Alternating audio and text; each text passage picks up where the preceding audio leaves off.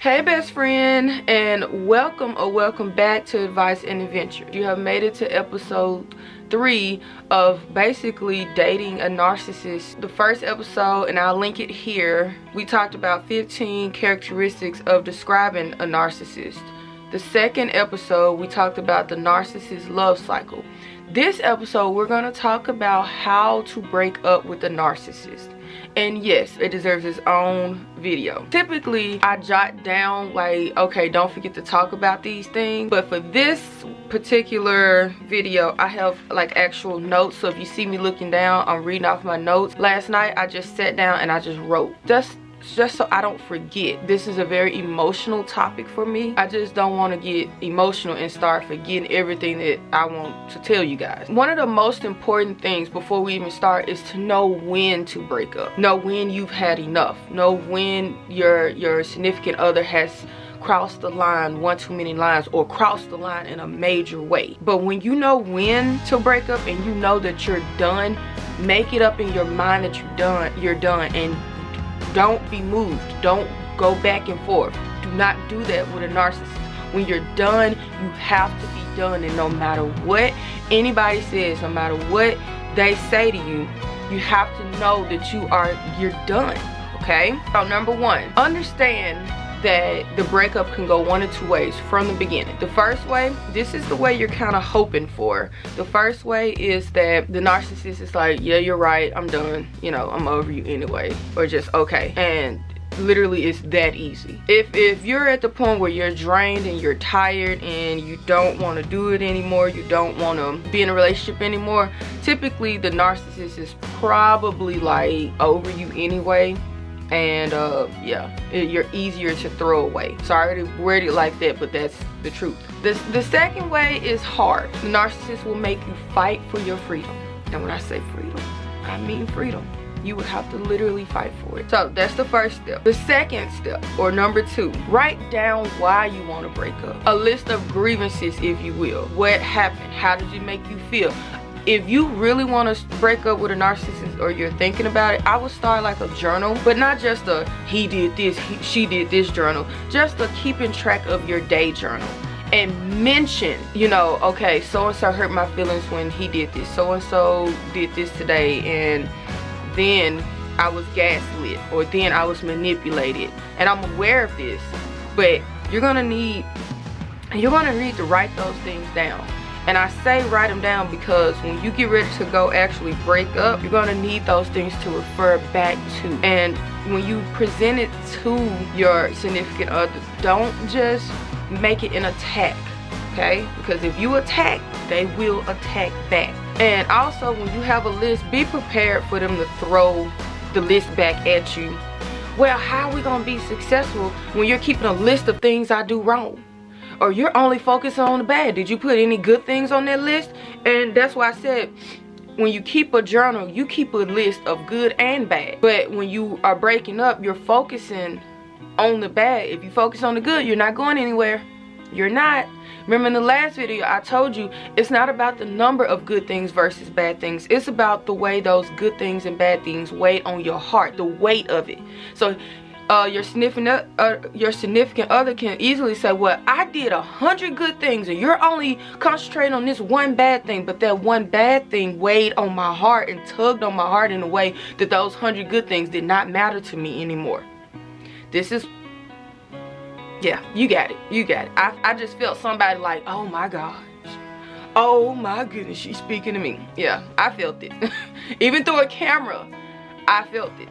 Number 3, if this is done in person, make sure that there's no one else around. And I know you're probably thinking, oh, that's a safety hazard, that's a safety issue. Yeah, but we'll talk about that in a second. If there are people around, you're inviting the narcissist to retaliate. You're inviting the narcissist to make up for being embarrassed. Because if you break up with a narcissist in front of anyone, you definitely increase the chances of you getting a second reaction, and you increase the chances of you facing retaliation. You do, because, oh, you embarrassed me? Oh, this is how you do? Oh, okay. And when you hear that, oh, okay, that's when the food has been activated. Not the food, the food inside. That's when the crazy. That's when that other person, the other person has been activated. I'm gonna read this one word for word off my paper, because as I was writing, I was experiencing things, I was flowing, and I went through this. This is why I'm telling you to make sure you do this. Make sure you have all of your allies. And when I mean allies, sometimes breaking up with a narcissist is war. So you need all of your allies together on the same page before you decide to break up. Because as soon as you break up with a narcissist, they will try to turn everyone against you. All of your friends, your family, they will reach out to everyone that could be a support to you. Because even though you're breaking up with this person, it's still going to be hard on you. So they're going to try to tear down your complete support system, if they haven't done it already, so that you will be weakened and be able to come back. So if they, and I just said that, if they haven't done it already, do not allow them to isolate you. Never ever allow a narcissist to isolate you, because now it is you against them. I told you, it's war.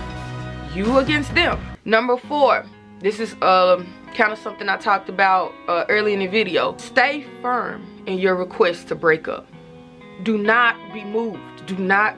This is why I said, before you even go down this rabbit hole, before you even go down this path, make sure that you are ready to be free. Make sure that there are no doubts in your mind, because if there's any doubts in your mind, you're going to be easily swayed.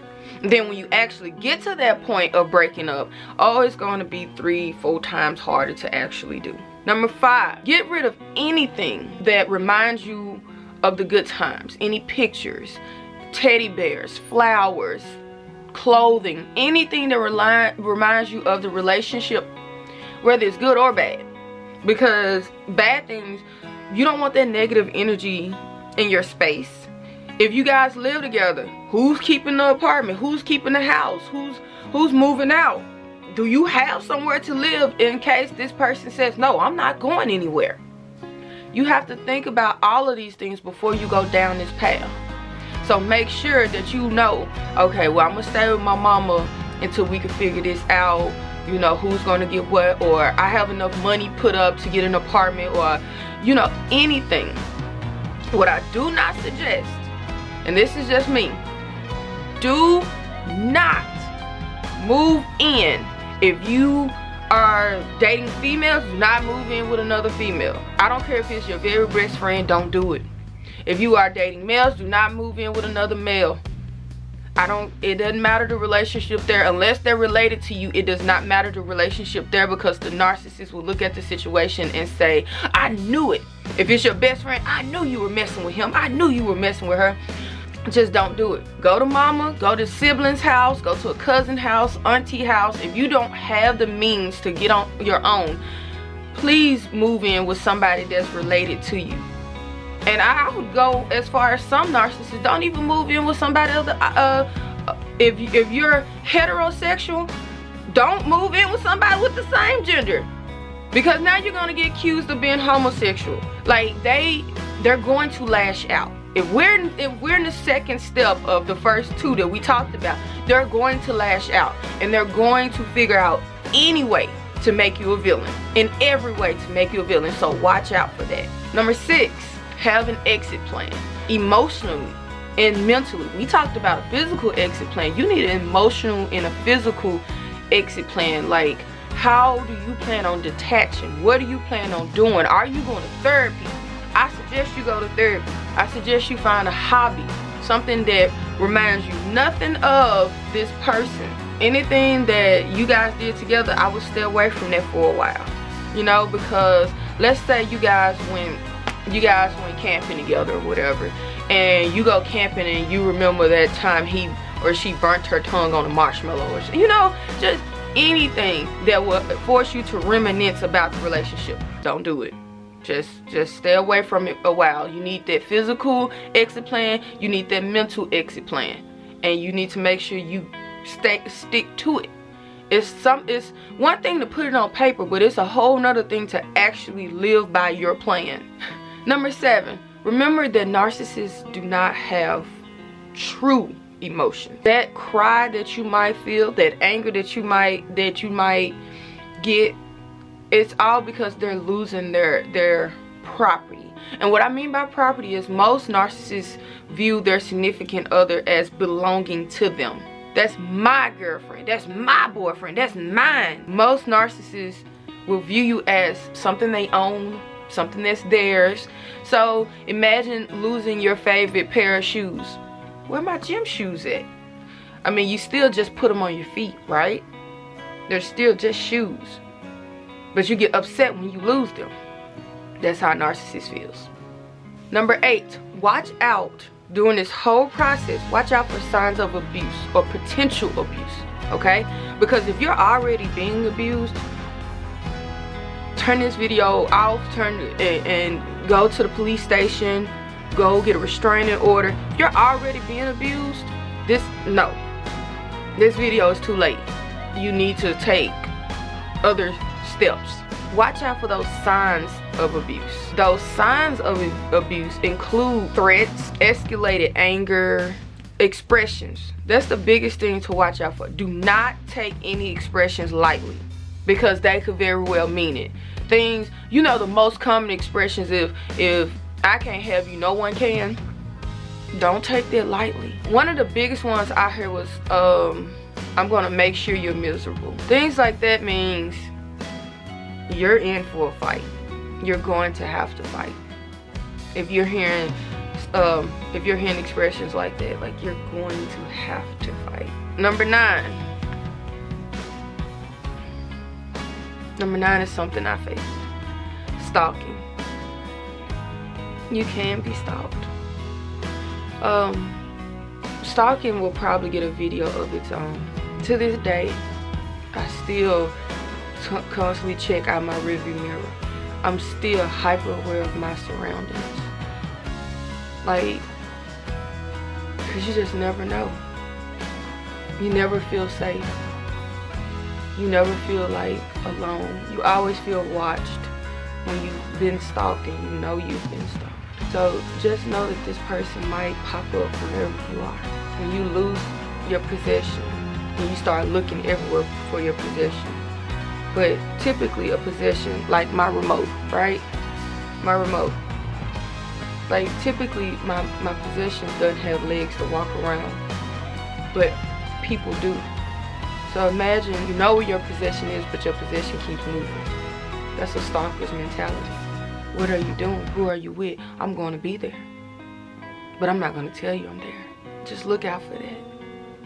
If you break up, make sure you are looking not only for their vehicle, but they could be in any vehicle.